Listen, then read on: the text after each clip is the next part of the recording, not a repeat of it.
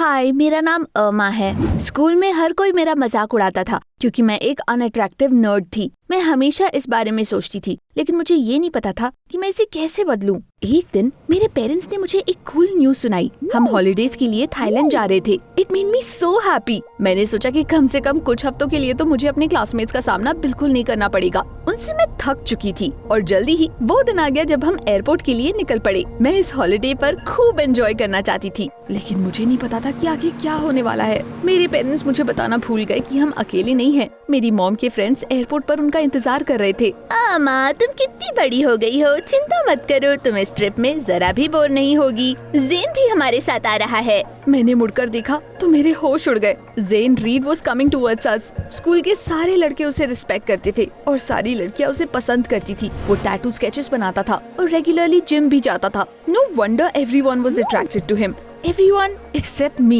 Zen भी दूसरों की तरह मेरा मजाक उड़ाने वाला था और मैं समझ गई कि मेरा ड्रीम हॉलिडे अब एक बुरे सपने में बदलने वाला है। हाय अमा, मैंने भी उसे हाय बोला। आज तो वो एकदम पोलाइट बन रहा था। उसने मुझे मेरे नाम से पुकारा। शायद वो अपने पेरेंट्स के सामने एक अच्छा लड़का बनने की एक्टिंग कर रहा था। The flight to Thailand felt like hell. 17 hours of flight ने मुझे पागल बना दिया। इस सिचुएशन में मेरा फेवरेट म्यूजिक भी काम नहीं आया। अच्छा हुआ ज़ेन मुझसे बात नहीं कर रहा था और ना ही कोई मजाक कर रहा था। थोड़ी देर के लिए मुझे ऐसा लगा कि शायद वो इतना बुरा भी नहीं है, लेकिन मैं बिल्कुल गलत थी। I was completely exhausted और होटल पहुंचते ही मैं तुरंत सो गई। अचानक मुझे एक जोर की आवाज सुनाई दी। I was so scared कि मैं सीधा खड़ी हो गई और मेरे सामने ज़ेन था। वो सीधा मेरे बेड के पास आके खड़ा हो गया और उसके फोन पर रैमस्टाइन के गाने चल रहे थे। हमारे पेरेंट्स बीच पर गए हैं, उन्होंने मुझे तुम्हें जगाने के लिए बोला। मुझे तो उसे गाली देने का मन कर रहा था, but I just mumbled something. Of course Zane को तो मुझ पर हंसी आ रही थी। वो थोड़ी देर रूम में घूमता रहा और जाते जाते बोला, हैप्पी हॉलिडेज नर्ड।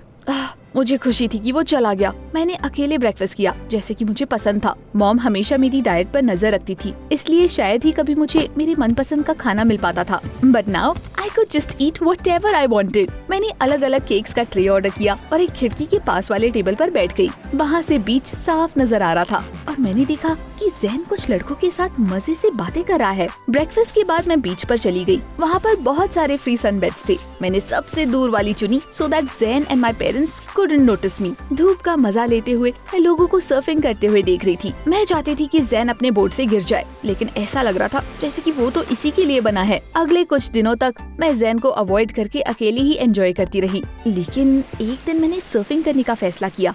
ये एक बुरा आइडिया था, लेकिन मैं ट्राई करना चाहती थी। मैंने एक इंस्ट्रक्टर को हायर किया और वो टाइम चुना जब ज़ेन बीच पर ना होता हो। उसने मुझे कुछ बेसिक इंस्ट्रक्शंस दिए और फिर हम पानी में चले गए। मैं बार बार पानी में गिर रही थी। एक पॉइंट पर एक बड़ी सी लहर आई और मुझे बीच तक ले गई। जैसे ही मैं खड़ी हुई तो मुझे कुछ लोगों के हंसने की आवाज सुनाई दी। ज़ेन ने सब कुछ अपने फोन पर शूट कर लिया था। उसने वो वीडियो हमारी स्कूल चैट में पोस्ट कर दिया और कैप्शन दिया, वेरी ग्रेसफुल नर्ड। उसी शाम मेरी हालत और भी खराब हो गई। हमारे पेरेंट्स हमें एक थाई रेस्टोरेंट ले गए और वहाँ फोक्स और नाइफ्स के बजाय हमें चॉपस्टिक्स दी गई थी, जो मेरे समझ के तो बाहर ही थी। ज़ेन इस मौके को कैसे छोड़ सकता था। उसने चुपके से मेरे सूप में बहुत सारी मिर्च डाल दी। सब मजे से खा रहे थे, लेकिन मेरी तो हालत खराब हो गई। ज़ेन ने मेरी एक और फोटो ले ली और उसे भी चैट में पोस्ट कर दिया। I looked horrible in it. अब मैंने फैसला कर लिया था कि ज़ेन को मैं सबक सिखा के रहूंगी। एक दो दिन बाद मैं अपनी मॉम और मिसेस रीड के साथ वॉक पर गई। ज़ेन की मॉम को बातें करना बहुत पसंद था। वो एक सेकंड के लिए भी चुप नहीं रहती थी।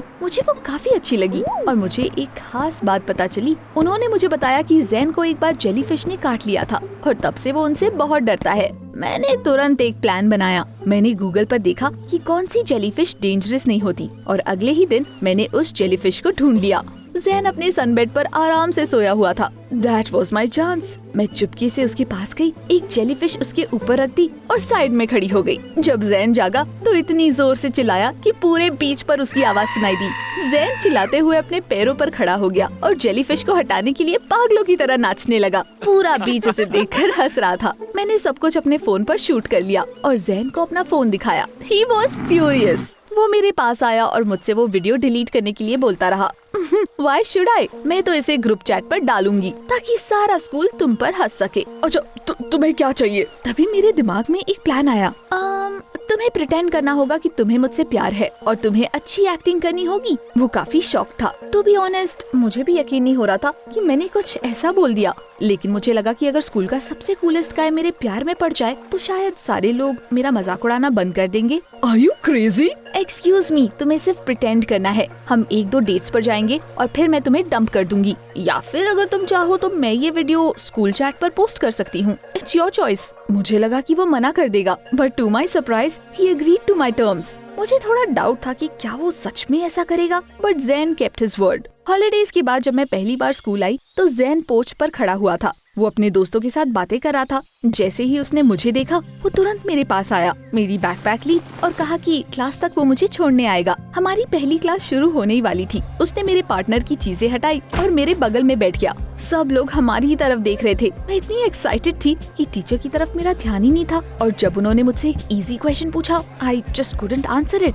लेकिन इस बार कोई भी मुझ पर नहीं हंसा। लगता है मेरा प्लान काम कर रहा था। ज़ैन ब्रेक्स के दौरान मुझसे फ्लर्ट करता था। वो मेरे साथ कैफेटेरिया जाता और एक दिन तो वो मेरे लिए एक बुके लेकर आया। आज तक किसी ने मुझे फ्लावर्स नहीं दिए थे। I didn't know how to react. मैंने अपना चेहरा ढक लिया और उससे थैंक यू बोला। मैं सोच रही थी कि मैं उन्हें कहाँ रखूं। तभी एक लड़का मेरे पास आया। उसका नाम केविन था और वो रोबोटिक्स प्रोजेक्ट के लिए एक पार्टनर ढूंढ रहा था। वो कई दिनों से उस पर काम कर रहा था, लेकिन अब उसे थोड़ी प्रॉब्लम हो रही थी। मुझे एक पार्टनर की जरूरत है। You have a great imagination और तुम मेरी मदद कर सकती हो। अगर तुम हाँ कहो तो हम दोनों एक साथ ही प्रोजेक्ट प्रेजेंट कर सकते हैं। किसी और ने पहले कभी मुझे ये ऑफर नहीं किया था, लेकिन तब मुझे लोगों की अटेंशन से डर लगता था। लेकिन अब मुझे इसकी आदत पड़ रही थी, so I decided to take the risk. Kevin और मैं क्लासेस के बाद प्रोजेक्ट पर काम करते थे। मुझे नहीं पता था कि रोबोटिक्स मुझे इतना पसंद आएगा। केविन को भी मेरे आइडियाज बहुत पसंद थे और जल्दी ही हम एक दूसरे को समझने लगे। Zain kept pretending to like me, और सबसे इंटरेस्टिंग बात ये थी कि वो सिर्फ स्कूल में ही ऐसा नहीं कर रहा था। वो मुझे अक्सर काफी फनी मीम्स भेजता था और सोने से पहले मुझे गुड नाइट कहता था। It was also unlike him. मुझे समझ ही नहीं आ रहा था कि मैं उससे क्या बोलूँ। एक दिन उसने मुझे एक अम्यूजमेंट पार्क में इनवाइट किया। हमने कई राइड्स एंजॉय किए, कॉटन कैंडी खाई और शूटिंग रेंज पर भी हाथ आजमाया। ज़ैन ने मेरे लिए एक बड़ा सा टेडी बेयर जीता। आखिरकार मुझसे रहा नहीं गया और मैंने उसे पूछ ही दिया कि इस सब का क्या मतलब है। आई एम सॉरी अमा, मैंने कई बार तुम्हें मिसट्रीट किया है, but now I actually like you. पहले मैं सिर्फ प्रिटेंड कर रहा था, लेकिन क्या हम सचमुच डेट कर सकते हैं? Oh my God, I was shocked and I couldn't believe that he said it. Why me? School की इतनी सारी खूबसूरत लड़कियां तुम्हें डेट करना चाहती है। ज़ैन ने मुझे अपने पास खींचकर हग कर लिया। यू डमी, पर मैं तो सिर्फ तुम्हें चाहता हूँ। और कुछ भी समझने से पहले हम एक दूसरे को किस कर रहे थे। मैंने एक फ्लैश देखा, लेकिन उस पर ध्यान नहीं दिया। इसके बाद हम वॉक पर गए और ज़ैन ने कहा कि वो मेरी कुछ फोटोज लेना चाहता है। मैंने अपना फोन उसे दे दिया और पोज करने लगी। मैं वो सब बातें भूल गई जब वो मेरा मजाक उड़ाता था। आज मेरे साथ स्कूल का सबसे कूलेस्ट गाय था और आसपास से गुजरने वाली लड़कियां मुझसे जल रही थी। बाय द वे, वो जेलीफिश वाली वीडियो तुमने किसी को भेजी तो नहीं ना? मैं नहीं चाहता कि वो गलती से किसी के हाथ लग जाए। अरे डोंट वरी, वो मेरे फोन पर है, लेकिन मैं उसे डिलीट नहीं करूंगी बिकॉज इट्स सो फनी। अगले दिन जब मैं स्कूल आई तो सारे क्लासमेट्स मुझे चीयर कर रहे थे और सीटियां बजा रहे थे। कुछ लोग आपस में डिस्कस कर रहे थे और कुछ मेरी तरफ पॉइंट कर रहे थे। ज़ैन हमेशा मुझे स्कूल एंट्रेंस पर मिलता था, लेकिन आज वो वहाँ पर नहीं था। क्लास में भी मैं उससे बात करना चाहती थी, लेकिन वो किसी दूसरे डेस्क पर बैठा हुआ था। ब्रेक के दौरान केविन मेरे पास आया और कहने लगा, ज़ैन ने अपने दोस्तों के साथ बेट लगाई थी कि वो एक स्कूल नर्ड को किस करके दिखाएगा। पिछले कई हफ्तों से हर कोई इस पर बैटिंग कर रहा था और कल रात स्कूल चैट में ये पोस्ट किया गया। केविन ने मुझे वो फोटोज दिखाई जिसमें ज़ैन और मैं किस कर रहे थे, और तब मुझे वो फ्लैश याद आया। मुझे यकीन नहीं हो रहा था कि ये सब मेरे साथ हो रहा है। कल की डेट के बाद मैं इतनी एक्साइटेड थी कि मैंने स्कूल की चैट भी नहीं पढ़ी, और ये सब तुम मुझे अब बता रहे हो। तुम्हें पता था कि वो ऐसा कर रहा है और फिर भी तुम चुप रहे। केविन कुछ कहना चाहता था, लेकिन मैं वहाँ पर नहीं रुकी। मैं सीधा एग्जिट की तरफ दौड़ पड़ी। मैंने किसी तरह अपने आंसू रोके रखे, लेकिन स्कूल से दूर जाने के बाद मैं खुद को रोक नहीं पाई। आई वाज सो डम। ज़ैन ने मुझे धोखा दिया था। वो ये सब हमारे एग्रीमेंट के लिए नहीं, बल्कि अपनी बेट के लिए कर रहा था। स्कूल के सारे स्टूडेंट्स भी उसके साथ मिले हुए थे। आई wished I hadn't filmed that damn video at all. Wait, वो वीडियो। मैंने अपना फोन निकाला और उसे ढूंढने लगी, but I couldn't find it. तब मुझे याद आया कि जब ज़ैन मेरी फोटोज ले रहा था तब उसने वो वीडियो डिलीट कर दी। घर पहुंचने पर भी मुझे इतना बुरा लग रहा था कि मैंने ज़ैन का दिया हुआ टेडी बेयर फेंक दिया और अपने बेड पर गिरकर रोने लगी। मुझे पहले कभी इतना बुरा नहीं लगा। उस शाम केविन मेरे घर पर आया। मैंने उससे कहा कि मैं किसी से बात करना नहीं चाहती, लेकिन केविन मुझे समझाने के लिए मेरे पास आकर बैठा। देखो, मुझे बेट के बारे में सच में कुछ भी नहीं पता था। Please believe me. सब जानते थे कि हम प्रोजेक्ट पर एक साथ काम कर रहे हैं, इसलिए मुझे इसके बारे में किसी ने नहीं बताया। ज़ेन सचमुच एक जर्क है, फॉरगेट अबाउट हिम। लेकिन मुझे और भी रोना आ रहा था। मैंने केविन को सारी कहानी शुरू से बताई। I needed to talk to someone. मैंने उसे हमारे थाईलैंड हॉलिडे, जेलीफिश और मेरी इनसिक्योरिटीज के बारे में सब कुछ बता दिया। लेकिन केविन ये सुनकर सरप्राइज था कि मैं अपने आप को खूबसूरत नहीं मानती। तुम ऐसा क्यों सोचती हो? You are very cute and photogenic. उस फोटो में भी जब स्पाइसी सूप की वजह से तुम्हारी हालत खराब थी, you are still looking so beautiful. तुम्हें बस थोड़ा कॉन्फिडेंस चाहिए। बाय द वे, आज तुम स्कूल से जल्दी घर आ गई और एक कूल अनाउंसमेंट मिस कर दिया। केविन ने कहा कि इस वीकेंड हमारी स्कूल में एक फोटोग्राफर आ रहे हैं। एक फेमस टीन मैगजीन मॉडल्स की तलाश कर रही है और वो फोटोग्राफर स्टूडेंट्स में से किसी एक को चुनने वाले हैं। केविन ने मुझे उसमें पार्टिसिपेट करने की सलाह दी। मैं सोचने लगी कि मुझे तो ये भी नहीं पता कि स्कूल के लिए कैसे तैयार होते हैं, तो मैं कास्टिंग कैसे करूंगी? मैं कोई मॉडल थोड़ी थी। But Kevin kept insisting. आखिरकार उसने मुझे कन्विंस कर लिया। जाने से पहले उसने एक कॉल करने के लिए मेरा फोन लिया क्योंकि उसकी बैटरी डेड थी, और थोड़ी देर बाद वो चला गया। उस वीकेंड मैं कास्टिंग के लिए पहुंची। As expected, everyone made fun of me. सारी लड़कियां मुझे देखकर हंस रही थी। एक ने तो ये भी बोला कि मुझे अपने आप को एम्बैरेस करने के बजाय घर चले जाना चाहिए। अगर केविन नहीं होता तो मैं सच में घर चली गई होती, लेकिन उसने मेरा हाथ पकड़े रखा और मुझे एनकरेज किया। उस फोटोग्राफर का नाम मेरी कूपर था। वो बेहद खूबसूरत और स्टाइलिश थी। एक भी लड़का उससे नजरें नहीं हटा पा रहा था, यहाँ तक कि ज़ेन भी नहीं। लेकिन केविन इंटरेस्टेड नहीं था। सारी लड़कियां एक दूसरे को धक्का देकर लाइन में खड़ी हो गई। हर कोई ट्रायल सबसे पहले देना चाहता था, लेकिन अचानक फोटोग्राफर ने मेरी तरफ देखा और मुझे आगे आने के लिए बोला। पहले तो मुझे लगा कि वो किसी और से बात कर रहे हैं, लेकिन फिर मैं हिम्मत जुटाकर आगे गई। मेरी ने मुझे समझाया कि पोज कैसे करते हैं। उसने मेरे कई फोटोज लिए और फिर अपनी नोटबुक में कुछ लिखकर अगली लड़की को ऑडिशन के लिए बुलाया। जब ज़ेन की बारी आई तो वो बड़े कॉन्फिडेंस के साथ मेरी के पास गया और उसे फ्लर्ट करने लगा। I know you. You're the guy from the jellyfish video.